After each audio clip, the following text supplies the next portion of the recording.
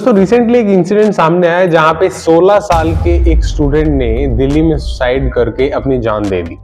अभी बहुत बार ऐसे इंसिडेंट होते हैं जब 15 टू 25 का जो एज ग्रुप होता है उसके बीच में स्टूडेंट्स ऐसा काम करते हैं। और मेरे यूट्यूब चैनल पे स्पेसिफिकली 15 से 25 के बीच में काफी सारे स्टूडेंट्स लाइक करते हैं। जब मैं चैनल स्टैटिस्टिक देखता हूँ तो मुझे पता चलता है कि काफी सारी ऑडियंस है जो इस पर्टिकुलर एज ग्रुप से एसोसिएटेड है। और मैं इस एज से निकल चुका हूं तो मुझे पता है कि कौन सी चीजें हैं जो आपके अंदर इस टाइम पे आएंगी और किन चीजें सही होती है, कौन सी चीजें सही नहीं होती है। उस टाइम पे तुम्हें पता नहीं होता, बाद में जाके पता चलता है। तो प्लीज जो इस पर्टिकुलर एज ग्रुप से एसोसिएटेड है, इस वीडियो को ध्यान से देखिएगा, because something very meaningful is going to be discussed जो आपकी लाइफ में वैल्यू एडिशन करेगा और आपको बेटर डिसीजंस लेने में आने वाले टाइम में हेल्प करेगा। तो चलिए दोस्तों, बिना किसी देरी के आज के इस वीडियो की शुरुआत करते हैं।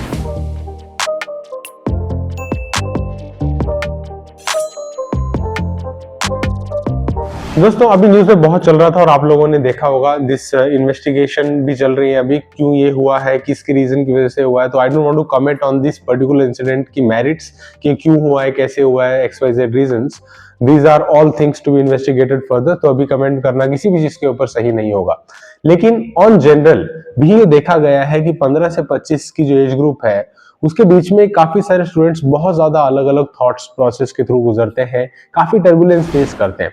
और यही एज ग्रुप क्यों इतना ज्यादा इंपॉर्टेंस रखता है, वो इसलिए क्योंकि आप जब 15 से पहले होते हो, यानी स्कूल में होते हो, स्पेसिफिकली 10th 11th के पहले होते हो, उस सिचुएशन में आपको ज्यादा परेशानी नहीं होती है, दुनिया की ज्यादा आप कहो कि समझ भी नहीं होती है और परेशानी लेने की जरूरत भी नहीं होती है।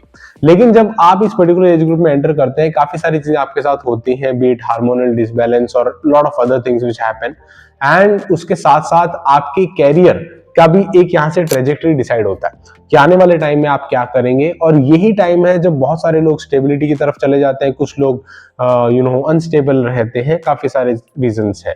और यही कारण है स्पेसिफिकली जिस वजह से ये पर्टिकुलर एज ग्रुप क्रिटिकल हो जाता है ऐसे डिसीजंस लेने में जो काफी स्ट्रेसफुल सिचुएशन से लेने के लिए प्रोन माने जाते हैं। Okay, so what I mean to say is, आप अगर इस एज ग्रुप के हैं तो प्लीज मैं आपको समझाने की जरा कोशिश करता हूं कि क्या कुछ होने वाला है आने वाले टाइम में और क्या कुछ हो सकता है। इसलिए प्लीज आप चीजों को ध्यान से देखिएगा और समझिएगा। पहली चीज ये दोस्तों, जब आप 15 से 25 के बीच में होते हो, ये वो टाइम होता है जब आप कॉलेज में एंटर हो रहे होते हो। आप डिसाइड करते हो कौन सा कॉम्पिटिटिव एग्जामिनेशन आप दोगे। अगर आप बीटेक करना चाहते हो तो जेई मेंस, एडवांस, बिट्स, बहुत सारे एग्जामिनेशन है जो आप देते हो एंड स्पेसिफिकली आप कॉलेज की तरफ आगे बढ़ते हो। तो ये एक रेस जो पहले आपने कॉलेज में इतने बड़े लेवल पे रियलाइज नहीं की थी, वो स्टार्ट हो जाती है। दैट इज द फर्स्ट, पहला पड़ाव आप कह लो, जो आप कॉलेज में एंटर होने के लिए तैयारी करते हो। फिर कॉलेज में एंटर हो जाते हो तो कॉलेज आपका 3 साल का, 5 साल का या 4 साल का, जो भी पर्टिकुलरली कोर्स आप कर रहे हो, उसके बाद एक और रेस स्टार्ट होती है आपके पर्टिकुलरली जॉब की। आपको जॉब चाहिए होती है, अच्छी से अच्छी, ज्यादा से ज्यादा अपने फ्रेंड सर्कल में बेस्ट जॉब आपको मिले, ठीक है। और यही कुछ डिसाइडिंग फैक्टर्स हैं जो सोसाइटी आपको बेंचमार्क करके आपको थप्पा लगाती है कि हाँ, यू आर सक्सेसफुल और यू आर नॉट सक्सेसफुल।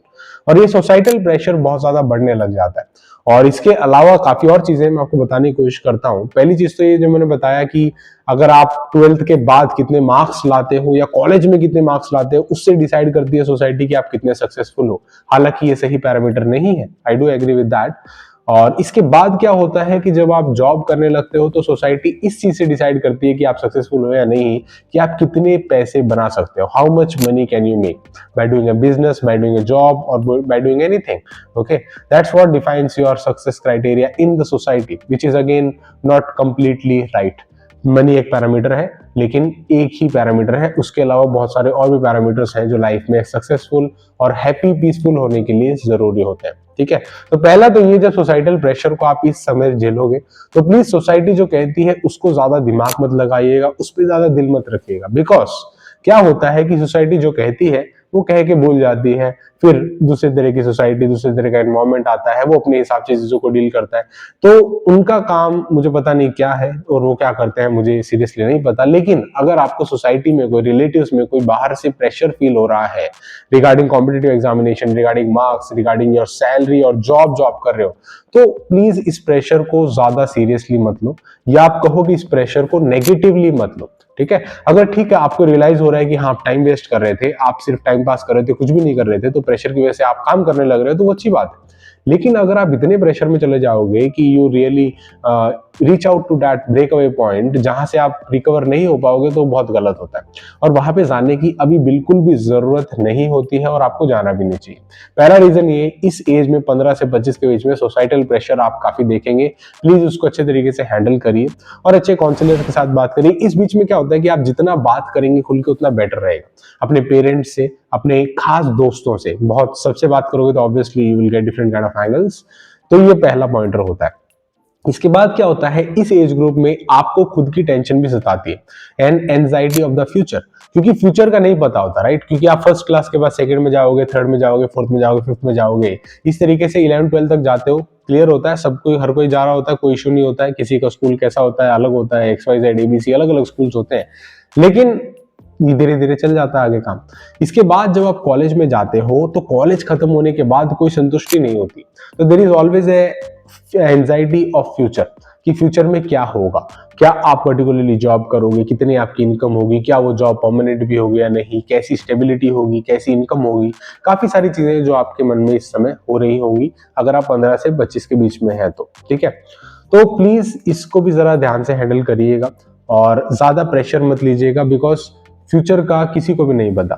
किसी को क्लैरिटी को थोड़ी ज्यादा है, किसी और को क्लैरिटी थोड़ी कम है, लेकिन किसी को भी 100% श्योरिटी है ही नहीं, because future is really uncertain. किसी को नहीं पता क्या होने वाला। क्या पता आप प्रिपरेशन करो किसी एक चीज के लिए और आपको सक्सेस मिल जाए बहुत ज्यादा किसी और चीज में, ओके। और हो सकता है कि आप प्रिपरेशन करो बहुत सारी चीजों की, आपको सक्सेस ना मिले, लेकिन आप लगातार मेहनत करते रहो तो आने वाले दिन में आपको कामयाबी जरूर मिले। तो कोई भी आपकी ट्रेजेक्टरी हो सकती है, ट्रेजेक्टरी ए, ट्रेजेक्टरी बी, या आप गवर्नमेंट साइड में जा सकते हो, प्राइवेट साइड में जा सकते हो, सॉफ्टवेयर साइड में, मैन्युफैक्चरिंग, किसी भी साइड में जा सकते हो। आपका सक्सेस अपने हिसाब से डिफाइन होता है। इसलिए फ्यूचर की एंजाइटी को लेकर परेशान मत हो, ठीक है। काफी लोग इसके लिए बहुत परेशान हो जाते हैं कि future is really very very not right, क्या होने वाला है, कैसे होने वाला है। तो प्लीज इस चीज को भी जरा ध्यान रखिएगा। तो सोसाइटी को आप मैनेज करना सीखिए, उसके बाद जो फ्यूचर की एंजाइटी इसको मैनेज करना सीखिए। और ये जो फ्यूचर की एंजाइटी को आप मैनेज कर रहे हो, इसके दौरान आप हमेशा एक चीज याद रखिए, you have to grow daily. आप हर रोज बेहतर बनने की कोशिश करिए किसी भी एस्पेक्ट में। भले आप कम्युनिकेशन करते हैं तो कम्युनिकेशन के एस्पेक्ट में या किसी और एस्पेक्ट में आप बेहतर बनने की कोशिश करिए। That is the most important thing. अब आते हैं तीसरे एक और इंपॉर्टेंट फैक्टर के ऊपर, या एक और पॉइंट के ऊपर आप कह लो, जो आप 15 से 25 के बीच में होगे तो आप इन चीजों से जूझ रहे होगे, ठीक है। आप कॉलेज ले लेते हो, आपको कामयाबी मिल जाती है, ये होता है वो होता है। तो क्योंकि सोसाइटल प्रेशर तो एक साइड में है, अभी क्या होता है कि आपको डायरेक्ट प्रेशर भी फील होता है। अगर मान लो आप किसी कॉलेज में हो तो कभी कभार आपके प्रोफेसर्स की तरफ से प्रेशर आता है, कभी कभार आपके स्कूल में हो तो प्रिंसिपल टीचर्स की तरफ से प्रेशर आता है। तो अगर ऐसा कोई एक्सटर्नल प्रेशर है जो आपको लगता है सही नहीं है, तो अपने पेरेंट्स से जाके इमीडिएटली डिस्कस करिए। बिकॉज वो पेरेंट्स से, अपने गार्जियन से, अपने भाई से, बड़े बहन से, किसी से भी डिस्कस करिए जो थोड़ा सा एक्सपीरियंस्ड है और आपको सही डायरेक्शन दे सकता है, एंड ऑनेस्टली समझने की कोशिश करिए। तो जो प्रेशर है, पीयर प्रेशर आप कह लो, या फिर अपने सुपरवाइजर्स, या आप किसी जॉब में जाते हो, आने वाले टाइम में जॉब भी करोगे तो वहां से प्रेशर आता है।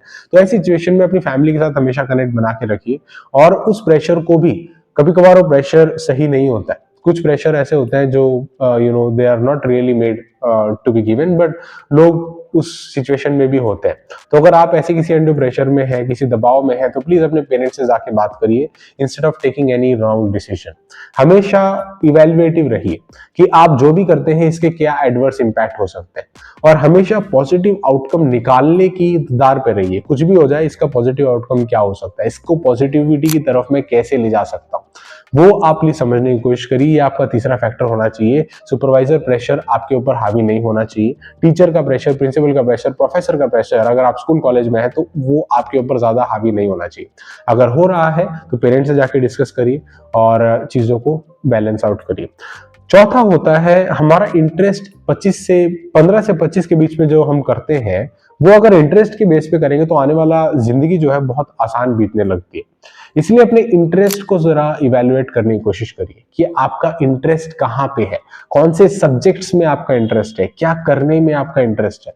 अगर आप वो इवैल्यूएट करेंगे तो शायद और थोड़े से बेटर स्टेट में हो।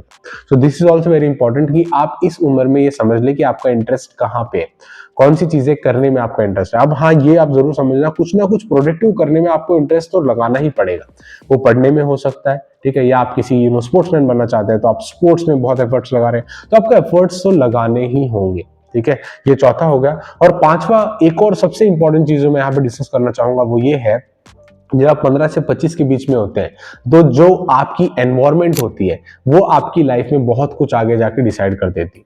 कैसे दोस्तों के बीच में आप रहते हो, कैसे थॉट्स आप स्पेसिफिकली इस टाइम पे आप सराउंड करते हो, उन चीजों से बहुत ज्यादा मैटर करती है बात।